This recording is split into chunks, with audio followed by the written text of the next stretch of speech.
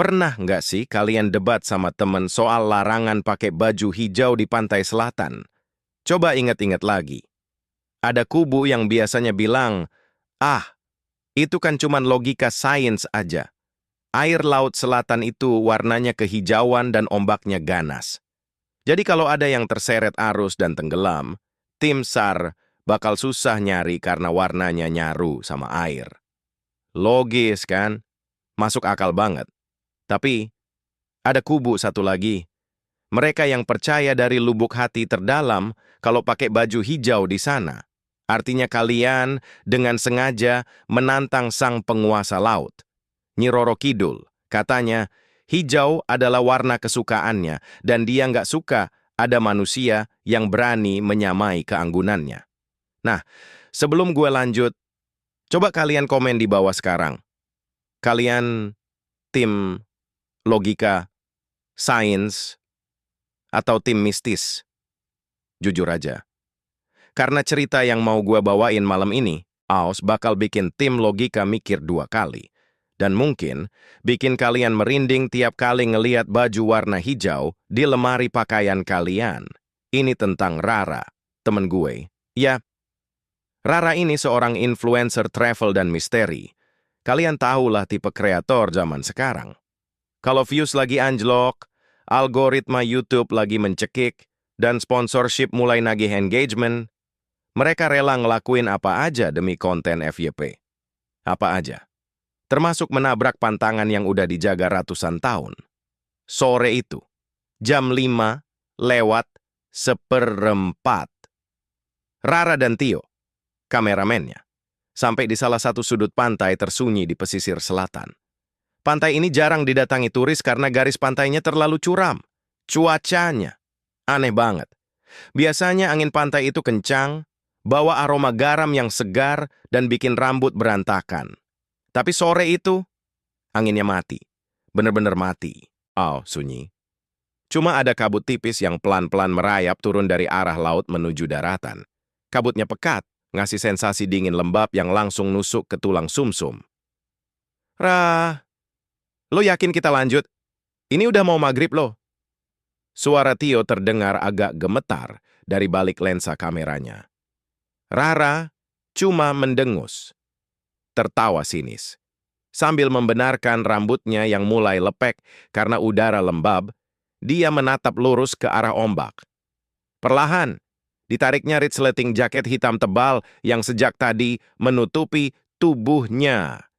Jaket itu jatuh ke pasir. Di baliknya, Rara memakai sebuah gaun pantai yang panjang. Warnanya hijau zamrud. Hijau terang yang sangat mencolok. Sangat kontras dan menyala di tengah suasana pantai yang mulai menggelap dan diselimuti kabut abu-abu. Udah, rekam aja yo. Judul videonya nanti. Bongkar mitos baju hijau pantai selatan ternyata cuma hoax. Sumpah, ini pasti trending nomor 1, kata Rara, setengah sombong dengan senyum meremehkan. Coba kalian bayangin situasinya, pantai yang kosong melompong, kabut yang makin menebal, sampai menutupi batas cakrawala. Langit yang mulai memar berubah warna jadi jingga keunguan. Dan di sana, seorang perempuan muda berdiri di pinggir ombak, memakai gaun hijau terang, seolah sedang menantang apapun yang bersemayam di dasar samudra. Mereka mulai berjalan mendekat ke bibir pantai. Srek, srek. Suara langkah sepatu mereka di atas pasir terdengar lebih keras dan bergema dari biasanya. Ombak pantai selatan memang terkenal ganas. Tapi menjelang maghrib hari itu, suaranya berbeda. Bukan suara air laut yang sekadar memecah karang. Suaranya bergulung, berat. Bergema di dalam rongga dada. Grumur, wush. Kayak ada napas raksasa di bawah air sana yang sedang mendengus marah. Rara memaksakan senyum di depan kamera, meski dalam hatinya mulai ada perasaan tidak enak. Hai guys, lihat nih, aku pakai baju hijau keling di bibir pantai selatan, pas jam 6 sore. Dan tebak, Aku baik-baik aja. Mitos itu cuma buat nakut-nakutin anak kecil. Tepat saat Rara mengucapkan kata terakhirnya, bzzz, kershk, tit. Layar monitor di kamera Tio tiba-tiba distorsi parah. Gambarnya patah-patah dipenuhi glitch statis berwarna hijau dan ungu. Bentar! Sinyal kamera gua error tiba-tiba, keluh Tio sambil menepuk-nepuk bodi kameranya dengan panik. Layar gue blank! Kalian tahu, kan? Ada penjelasan ilmiah kalau medan magnet di tempat-tempat tertentu bisa merusak alat elektronik, atau bagaimana kalau saat itu bukan karena medan magnet? Bagaimana kalau dari balik sirkuit kamera itu, dari balik kabut tebal di tengah laut sana, ada sepasang mata tak kasat mata yang sedang menatap lurus menembus lensa, sepasang mata yang sedang mengunci pandangannya, tepat ke arah gaun hijau yang dipakai Rara. Rara terdiam. Senyum sombongnya luntur seketika. Bulu kuduk di belakang lehernya berdiri tegak. Ruang di sekitarnya terasa hampa. Dia menelan ludah. Tiba-tiba merasa sangat diawasi. Dan yang paling aneh, Rara mencium sebuah aroma. Itu bukan bau laut yang asin. Itu bau anyir. Sangat tajam. Seperti bau besi berkarat. Yo, lo nyium bau sesuatu nggak? Rara bertanya. Suaranya kini bergetar, ketakutannya tak bisa lagi disembunyikan. Tio menggeleng cepat dari balik kameranya yang masih mati. Tiba-tiba, tanpa ada aba-aba dari tarikan angin, sebuah ombak besar datang bergulung cepat dan menyapu kaki Rara.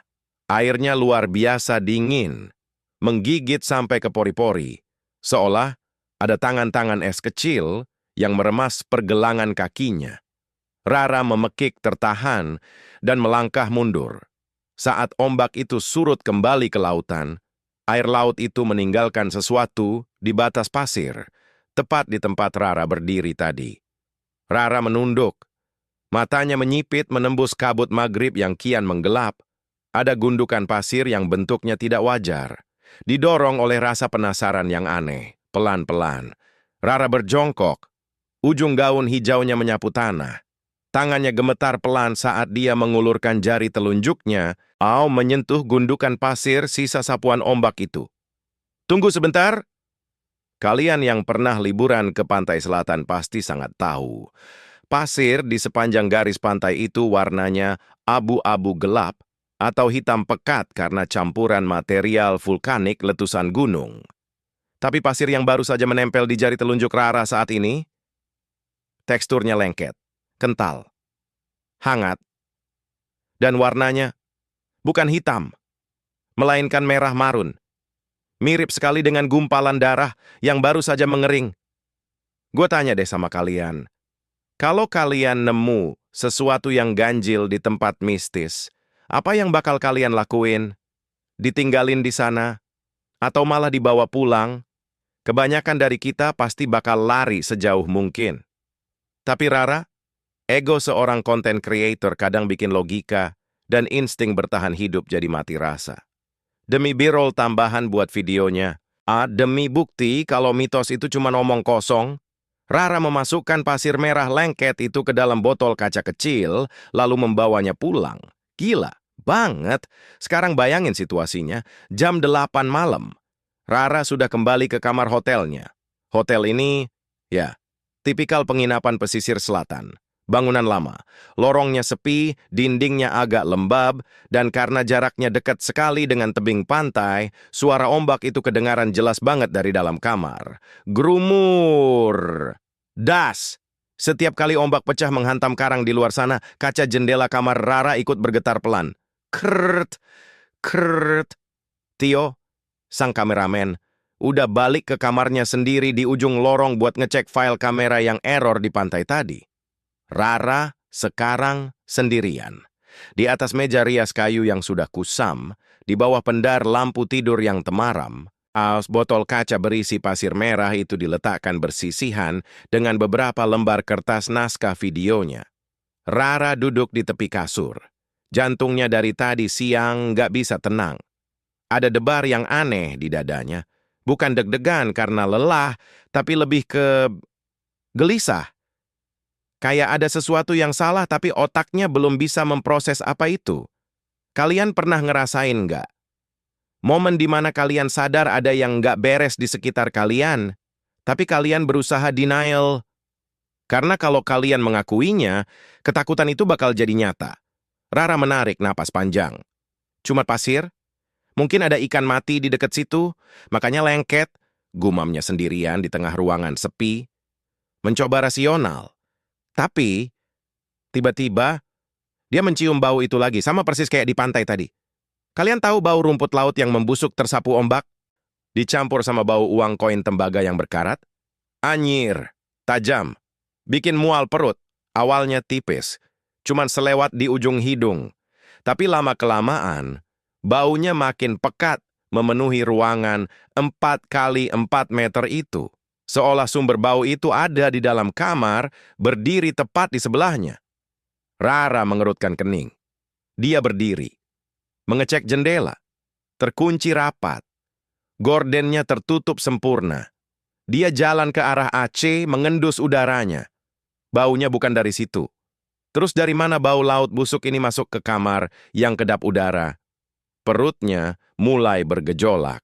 Rasa dingin perlahan merayap dari telapak kaki, naik ke betis, memanjat tulang belakang, sampai ke tengkuknya. Rara buru-buru jalan ke kamar mandi buat cuci muka. Dia butuh air dingin. Dia butuh sadar. Ceras. Air keran mengalir deras. Rara membasuh wajahnya berkali-kali. Napasnya memburu. Oh, pikirannya berantakan.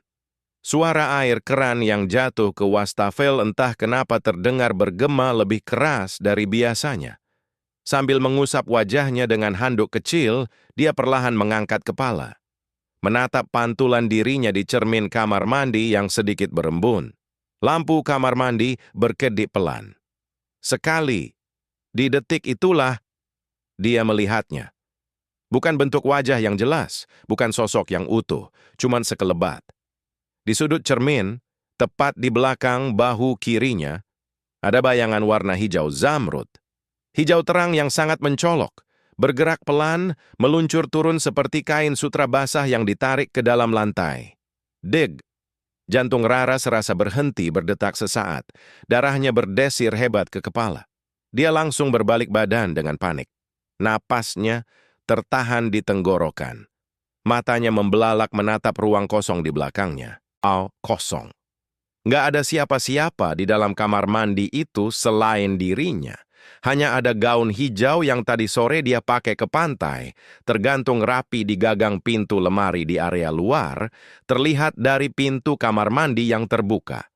Rara membuang napas kasar, mengusap dadanya yang naik turun.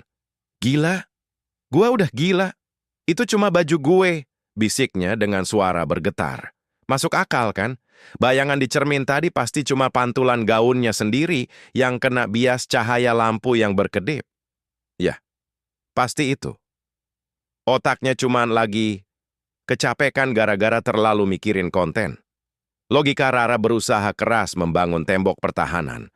Tapi tunggu, kalau itu cuma pantulan gaun yang diam menggantung di pintu lemari, kenapa bayangan di cermin tadi bergerak meluncur ke bawah? Rara menelan ludah. Rasa takut yang sesungguhnya kini mulai menggerogoti kewarasannya. Dia nggak mau berlama-lama di kamar mandi, dia harus keluar, dia butuh menelepon Tio, dia butuh ngobrol sama manusia hidup.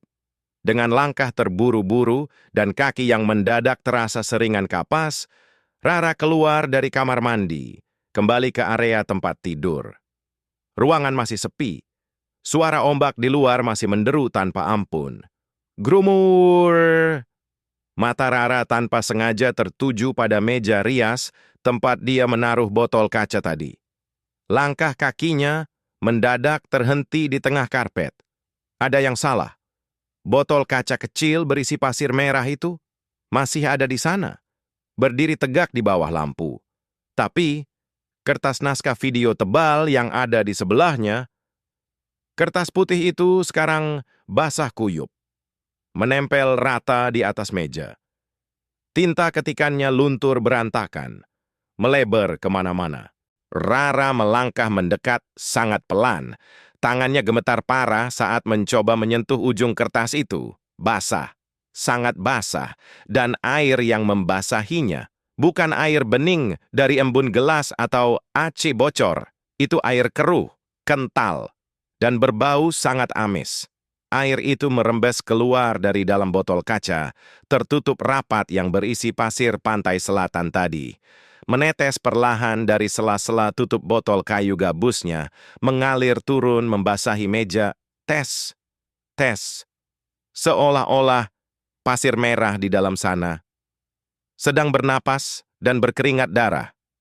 Gue tanya jujur nih sama kalian.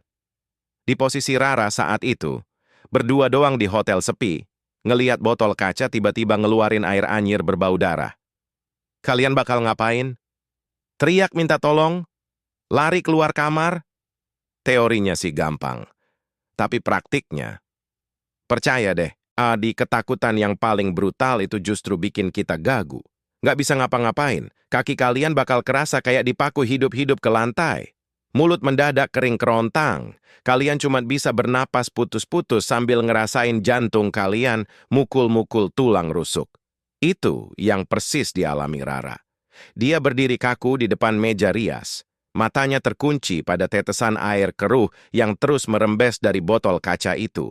Tes, tes, tes, menodai kertas naskah videonya. Dalam hati, batin Rara menjerit sejadi-jadinya. Tolong, gua mau keluar. Ini nggak masuk akal. Ini gila. Tapi fisiknya menolak bergerak. Otaknya yang biasanya kritis dan selalu punya penjelasan logis untuk segala hal, sekarang cuma bisa buffering. Dia mencoba membohongi dirinya sendiri. Mungkin ini cuma reaksi kimia karena perbedaan suhu. Mungkin pasir laut emang gitu kalau disimpan di ruang ber-AC. Bohong. Dia tahu dia sedang membohongi instingnya sendiri. Suara gemuruh ombak dari luar jendela tiba-tiba terdengar makin keras. Sangat keras sampai kaca jendela kamarnya bergetar. Krat! Krat! Adrenalin akhirnya berhasil mengalahkan logikanya. Rara mundur perlahan. Napasnya memburu. Persetan dengan kamera, persetan dengan konten trending, persetan dengan ego. Dia harus keluar dari kamar ini. Dia harus lari ke kamar Tio di ujung lorong sekarang juga. Rara berbalik badan. Setengah berlari menuju pintu kamar. Tangannya sudah terulur bersiap memutar ke knob pintu. Tapi pergerakannya tertahan. Mendadak kaku. Mata Rara tertuju ke bagian bawah pintu kamarnya. Di celah sempit antara pintu kayu dan lantai karpet, ada asap putih tipis yang merayap masuk perlahan. Oh, asapnya mengalir masuk layaknya ular yang menelusuri karpet kamarnya. Rara mengernyitkan dahi. Kabut laut? Batinnya. Mencoba rasional lagi. Hotel ini memang bangunan tua. Sangat mungkin sil karet di bawah pintunya sudah longgar, dan kabut tebal dari pantai di luar sana masuk ke dalam lorong, lalu menyusup ke kamarnya. Masuk akal. Sangat masuk akal. Rara memaksakan kakinya untuk melangkah maju mendekati pintu. Tapi saat telapak kaki telanjangnya menyentuh kabut putih tipis itu, suhunya anjlok drastis. Kayak kalian baru saja masuk ke dalam lemari es penyimpanan daging. Dingin yang langsung menusuk saraf. Dan yang bikin bulu kuduk Rara benar-benar berdiri sampai leher, baunya berubah. Bau anyir darah kotor tadi pelan-pelan menghilang, tertimpa oleh aroma wangi yang sangat menyengat. Ini bukan wangi angin laut. Oh, ini wangi bunga melati. Dicampur dengan wangi bunga mawar merah dan bunga kantil. Kalian tahu kan wangi bunga kantil? Wangi manis, berat, dan pekat yang sering banget kalian cium kalau lagi ngelewatin area pemakaman keramat atau saat ritual memandikan jenazah. Wanginya terlalu pekat sampai bikin udara di kamar itu terasa sesak. Dan saat Rara masih membeku mencium aroma kematian itu, dari arah lorong di luar pintu kamarnya, terdengar suara.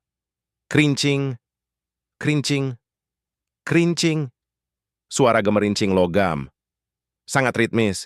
Seperti suara gelang kaki emas berhias lonceng kecil yang beradu satu sama lain setiap kali pemiliknya melangkah. Suaranya pelan, lembut, tapi bergema di lorong yang sunyi. Lalu hal paling gila terjadi. Kalian dengarkan baik-baik. Suara ombak pantai selatan yang sedari tadi menderu di luar jendela, perlahan-lahan berpindah. Suara gemuruh air laut itu tidak lagi berasal dari luar gedung. Suara itu sekarang datang dari balik pintu kamarnya. Grumur, wush. Seolah-olah lautan luas yang ganas itu telah membanjiri lorong hotel. Seolah lorong di depan kamarnya sudah berubah menjadi dasar samudra yang gelap gulita. Lalu, di tengah gemuruh ombak dalam ruangan dan gemerincing gelang emas itu, sayup-sayup terdengar suara seorang perempuan bersenandung. Itu lantunan Macapat, tembang Jawa kuno yang dinyanyikan dengan nada yang sangat rendah, pelan, dan menyayat hati. Nadanya mengalun seperti lagu pengantar tidur, tapi membawa nuansa duka yang luar biasa dalam. Dan bersamaan dengan tembang itu, langkah kakinya terdengar makin mendekat ke arah kamar Rara. Ceplak, squelch, ceplak, langkahnya terdengar berat. Dan, basah. Sangat basah. Kayak ada seseorang yang baru saja bangkit dari dasar palung laut yang gelap, berjalan menyeret kakinya menyusuri lorong hotel dengan gaun kebesaran yang meneteskan galon demi galon air laut ke atas karpet. Siapa yang menyanyi di luar sana? Kenapa dia berjalan mengelilingi lorong? Dan kenapa setiap langkahnya membawa suara samudra? Rara tidak berani mengintip dari lubang kunci, peephole. Terlalu takut. Logikanya berteriak, memperingatkan bahwa jika dia mengintip keluar, mungkin akan ada sebuah mata hitam kelam sekelam palung laut yang sedang balas menatapnya dari balik pintu. Rara berjalan mundur menjauhi pintu. Tubuhnya kini gemetar hebat. Giginya bergemeretak karena udara di dalam kamar sekarang benar-benar membekukan darah. Dia butuh kehangatan, dia butuh menutupi tubuhnya. Sambil terus menatap horor ke arah pintu yang terkunci, tangannya meraba-raba ke belakang secara acak, mencari selimut di atas kasur atau jaket, apa saja untuk menghangatkan bahunya yang mulai mati rasa. Tangannya meraih sebuah kain berbahan sutra tebal. Tanpa mengalihkan pandangan dari pintu, Rara buru-buru menyampirkan kain itu, memakainya untuk menutupi kedua bahunya. Tapi tunggu, ada yang salah. Kain yang baru saja dia pakai itu terasa luar biasa berat. Bebannya seolah menarik postur tubuhnya ke bawah, mengunci lehernya. Rara menunduk perlahan.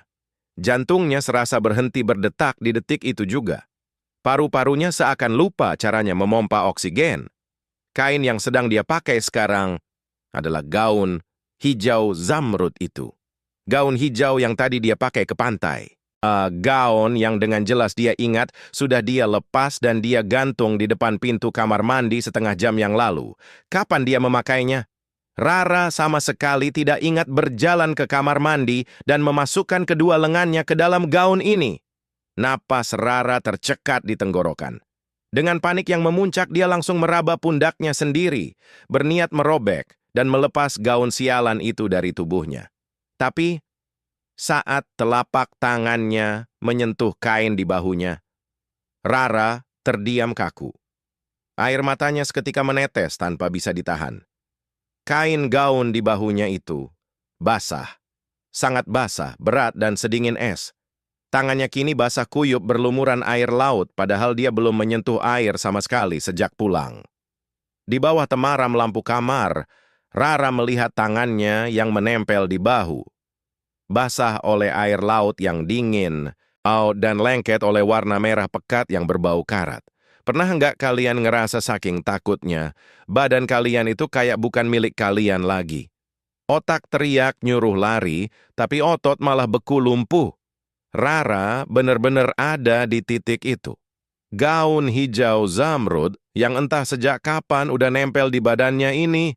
Basah kuyup, lengket, dan dinginnya itu nusuk, bukan dingin es kulkas tapi dingin air laut malam hari yang siap menelan kalian hidup-hidup ke dasar palung. Bau amis darah dari kain, itu nyekik lehernya perlahan. Dengan tangan gemetar hebat, Rara nyoba narik resleting di punggungnya. Macet. Dia coba tarik paksa kainnya dari bahu. Nggak bisa. Gaun itu seolah-olah udah dijahit menyatu sama kulitnya sendiri. Rara mulai menangis tanpa suara. Napasnya tersengal-sengal. Di tengah kepanikan yang nyaris bikin dia gila itu, tiba-tiba, bam, bam, bam, suara gedoran kasar dari arah pintu kamarnya. Keras banget sampai engsel kayunya bergetar. "Ra! Buka pintunya, Ra! Ini gue!" Itu suara Tio. Terdengar sangat panik, napasnya ngos-ngosan dari balik pintu. "Rai, cepetan buka! Ada yang nenggak beres di luar." "Ra!" Ya Tuhan. Penyelamat. Logika Rara langsung jalan lagi. Dia nggak peduli lagi sama gaun basah ini, dia cuma mau keluar. Dia setengah berlari ke arah pintu. Tangannya udah terulur, jemarinya nyaris menyentuh kenop logam yang dingin itu. Tapi, sedetik sebelum dia memutar kenopnya, Rara membeku seketika. Tunggu dulu. Telinganya menangkap sesuatu yang ganjil. Dari luar pintu tempat Tio memanggil, gemuruh suara ombak pantai selatan itu masih menderu kencang. Grumur. Sangat lebat dan tidak wajar untuk ukuran lorong hotel. Lalu, dari arah belakang tubuh Rara, dari arah yang berlawanan dengan pintu, terdengar bisikan, sangat pelan, sangat dekat di telinganya. "Ra, lo ngapain ke situ?" Rara menahan napas. Matanya membelalak lebar. Air matanya seketika berhenti mengalir, digantikan oleh rasa horor murni yang menguliti akal sehatnya. Suara Tio, nggak datang dari balik pintu. Suara gedoran tadi memang dari sana, tapi suara bisikan barusan datang dari arah kolong tempat tidurnya. "Sini, Rai, di bawah sini airnya anget banget." Gue merinding sendiri nyeritain bagian ini. Coba kalian bayangin. Teman kalian lagi gedor pintu di luar teriak minta tolong, tapi di saat bersamaan, suaranya ngomong dan manggil kalian dari bawah kolong kasur di belakang kalian. Mana yang asli? Rara mundur, pelan-pelan menjauhi pintu. Dadanya naik turun dengan cepat. Dia nggak berani menengok ke bawah kasur. Nggak akan pernah. Squelch! Squelch! Langkah mundur Rara, tiba-tiba menghasilkan suara basah. Dia menunduk. Karpet kamarnya tenggelam. Bukan sekadar lembab ketumpahan air minum. Air laut berwarna gelap berbuih putih, perlahan-lahan merembes naik menembus pori-pori karpet. Menggenangi lantai kamarnya dengan sangat cepat, asin, bau karat, dan mematikan. Pikirin deh. Gimana caranya lo kabur dari kamar tertutup di lantai 2 sebuah bangunan yang lantainya tiba-tiba berubah jadi dasar samudra?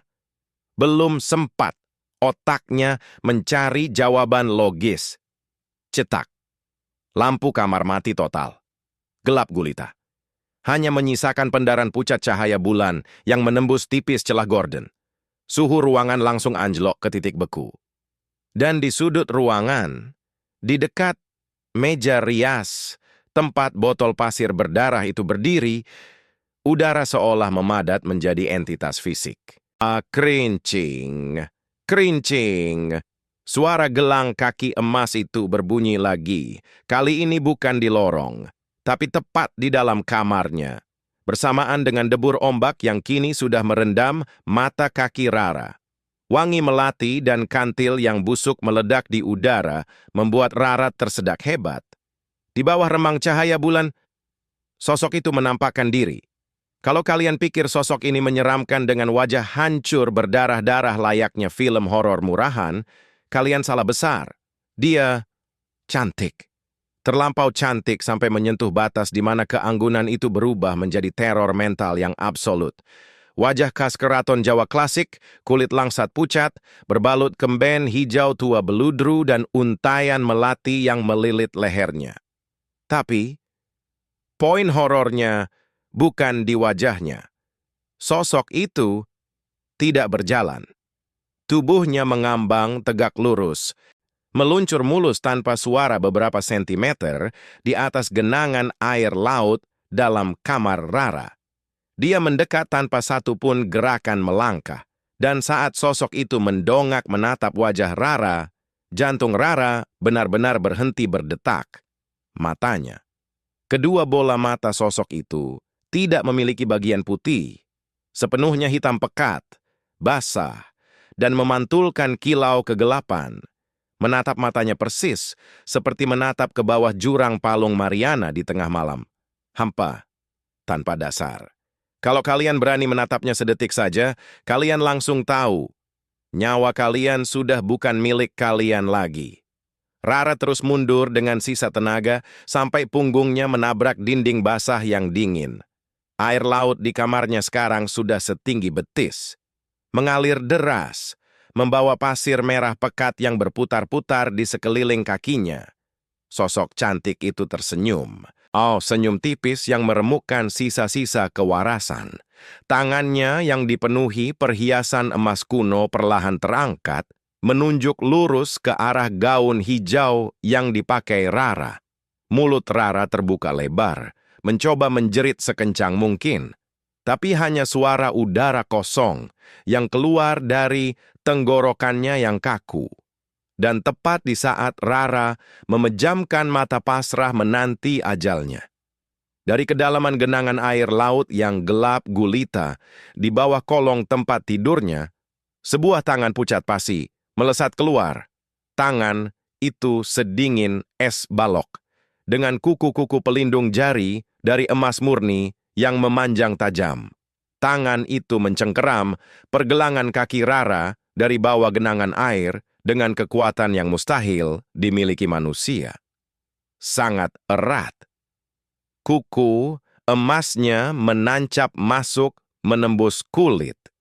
Lalu, tanpa ada waktu untuk meronta, dengan satu sentakan brutal yang mematahkan keheningan malam, tangan itu menarik tubuh Rara hingga jatuh terbanting dan menyeretnya lenyap ke dalam kegelapan di bawah kasur. Kalian mungkin mikir, udah, tamat tuh si Rara. Mati tenggelam ditarik ke alam gaib. Gue juga awalnya mikir gitu. Pas pertama kali dengar kelanjutan cerita ini. Logikanya, diseret paksa ke bawah kolong kasur. Yang entah gimana udah berubah. Jadi palung lautan gelap.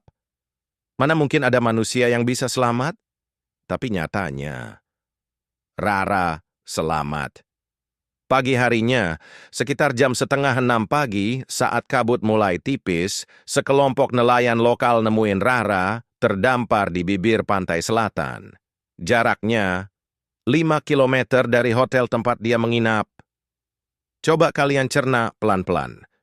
Gimana caranya seorang perempuan bisa pindah dari kamar hotel yang terkunci rapat di lantai 2, lalu berakhir terdampar di pantai sejauh itu hanya dalam satu malam?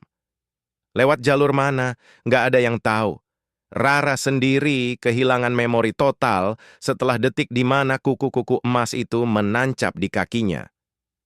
Kondisinya pas ditemuin, hancur lebur. Paru-parunya kemasukan banyak banget air laut. Dan gaun hijau zamrud yang nempel di badannya udah robek compang-camping, penuh lumpur, ganggang laut dan noda merah yang entah itu pasir atau darahnya sendiri. Rara dilarikan ke ICU. Dia koma selama 3 hari. Tapi ingat apa yang sering orang tua kita bilang. Di dunia spiritual, setiap kali kalian selamat dari maut karena melanggar pantangan, selalu ada harga mahal yang harus dibayar lunas. Hukum pertukaran. Nyawa. Dibayar nyawa. Rara memang kembali bernapas. Tapi Tio, sampai detik gue menceritakan kisah ini ke kalian, Tio nggak pernah ditemukan. Hilang tanpa jejak. Tim SAR gabungan udah nyisir sepanjang garis pantai selama seminggu penuh, tapi mereka cuma nemuin satu barang, kamera Tio. tergeletak begitu saja di atas karang yang tajam. Pas file di dalam kamera itu berhasil di-recover oleh pihak berwajib, isinya cuma video blank berdurasi 2 jam. Layarnya statis warna hijau pekat, tapi audionya terekam jelas. Suara gemuruh ombak yang sangat kencang, diselingi suara tangisan laki-laki, dan diakhiri dengan tawa seorang perempuan yang mengalun sangat merdu. Tapi bikin siapapun yang dengar langsung mual saking ngerinya. Rara kehilangan sahabat terbaiknya. Dan seolah itu belum cukup untuk menebus kesombongannya, dokter memvonis telinga kiri Rara tuli permanen. Gendang telinganya pecah karena tekanan air yang sangat ekstrim. Seakan-akan dia baru saja tenggelam di kedalaman ratusan meter. Tapi tahu apa bagian paling menyiksanya? Rara nangis sambil cerita ke gue. Telinga kiri gue nggak benar-benar tuli. Setiap malam saat suasana sepi, telinga kiri yang divonis mati itu selalu mendengar suara. Suara ombak pantai selatan yang menderu pelan, membentur karang di dalam tempurung kepalanya, terus-menerus, mengingatkannya pada dosa yang nggak akan pernah bisa dihapus. Di titik itu, ego Rara hancur berkeping-keping. Dia menyadari satu hal yang sangat brutal. Alam gaib itu ada, dan mereka bukan bahan mainan untuk sekadar likes atau views di YouTube. Kesombongannya untuk membongkar mitos, keinginannya untuk terlihat pintar menantang larangan. Nyatanya, menjadikan nyawa sahabatnya sendiri sebagai tumbal. Pencerahan ini menghancurkan mentalnya, tapi di saat yang sama memaksanya menunduk hormat pada sesuatu yang jauh lebih besar dari manusia. Sebuah healing yang diwarnai trauma seumur hidup. Ceritanya selesai sampai di sini. Gue sangat berharap begitu. Tapi nyatanya ada satu detail, satu penemuan kecil yang bikin gue sampai sekarang nggak berani melihat lautan. 2 minggu lalu, setelah Rara pulang ke apartemennya di Jakarta, barang-barangnya dari hotel dikirimkan kembali melalui paket. Kalian ingat botol kaca berisi pasir merah itu? Botol itu hilang. Nggak ada di daftar barang bawaan. Lenyap begitu saja. Tapi, saat Rara membongkar saku jaket tebal yang dia pakai sore itu sebelum berganti gaun hijau, tangannya menyentuh sesuatu yang keras di dasar kantong. Rara menarik benda itu perlahan. Tangannya seketika gemetar hebat. Benda itu basah kuyup. Padahal jaket itu sudah kering berhari-hari. Itu adalah sebuah sisir. Sisir sirkam kuno. Terbuat dari cangkang penyu yang warnanya sudah memudar. Ujung-ujungnya retak dan gompal. Dan di sela-sela gigi sisir itu, melilit beberapa helai rambut hitam yang sangat panjang dan basah. Aromanya, wangi melati yang sangat pekat, menyengat, bercampur dengan bau karat darah. Tunggu sebentar. Rara seumur hidup nggak pernah memakai atau mengoleksi barang antik seperti itu. Lalu punya siapa sisir ini? Kenapa Kanjeng Ratu atau entitas apapun yang menarik Rara ke bawah kasur malam itu, sengaja menyelipkan barang pribadinya ke dalam saku Rara sebelum membiarkannya hidup? Gua mau kalian mikir pakai insting kalian. Komen di bawah.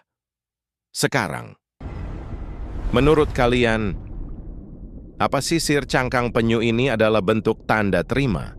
Simbol bahwa Nyi Roro Kidul menerima nyawa Tio sebagai ganti nyawa Rara?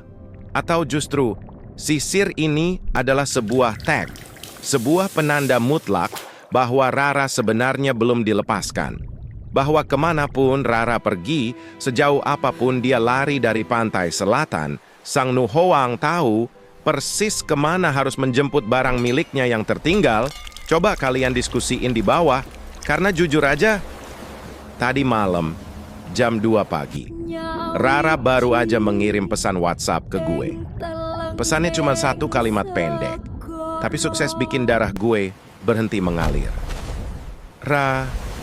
Dari saluran air di wastafel apartemen gue di Jakarta, barusan ada air laut yang merembes naik. Dan baunya, bau bunga melati.